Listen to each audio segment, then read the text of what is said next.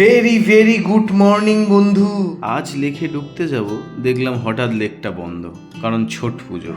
তো মাথাটা একটু গরম হয়ে গেছিলো। তারপর ভাবলাম যে না, ঠিক আছে, চলো এগোনো যাক বলে ওই রাস্তা দিয়ে এগোতে এগোতে মনে নানান রকমের প্রশ্ন আসছিল। তারপর ভাবলাম সাফারি পার্কের গেটটা খোলা আছে হয়তো, কিন্তু না, এখানেও বন্ধ।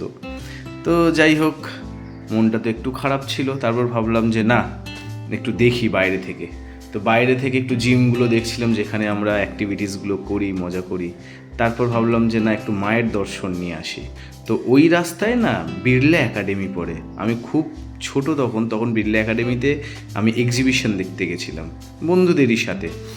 তো সেখানে একটা বড় একটা বুদ্ধদেবের স্ট্যাচু আছে। আমার খুব ভাল লাগে, ওই রাস্তাতে কখনো হাঁটিনি, একবার হেঁটে দেখবো। তো যাই হোক, ওইখান থেকে বেরিয়ে একটু এগিয়ে তো মায়ের মন্দির। তো এই মাকে তো সবাই চেনে, লেক কালীবাড়ির মা, লেকের একদম ফেমাস মা। যেই সময় গেছি সেই সময় দেখলাম পুজো হচ্ছিল। তো আমার খুব এনজয় করলাম ওই পুজোটাকে, ভালো লাগলো। এখানে পশু বলি হয় না। তো যারা যারা দেখোনি তারা সবাই এসো এখানে। এই মন্দিরের ভেতরের দিকটাও অনেকটা সুন্দর। এই মন্দিরটা বহু বছর ধরে বানানো হচ্ছে। তা ভেতরের দিকটাতে যাওয়ার সময় প্রথমেই পড়লো মা ধূমাবতীর মন্দির। মা ধূমাবতীর একটা বড় গল্প আছে, এটা আমি পরে শোনাবো। মা ধূমাবতী এই যে মন্দিরটা এত সুন্দর করে বানিয়েছে, মানে চুমু আর কি।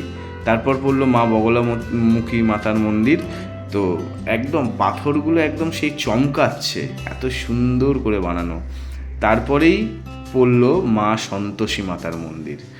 তো এই তিনটে মন্দির আপাতত বানানো আছে। তারপর তো এখন কাজ চলছে, বহু বছর ধরে কাজ চলছে, এখনও কাজ চলছে। তো এরপরে টুকটুক করে বেরিয়ে গেলাম। বেরিয়ে যাওয়ার পর আজকের আর ভালো লাগছে না, আজকের মতো বিদায় জানাবো।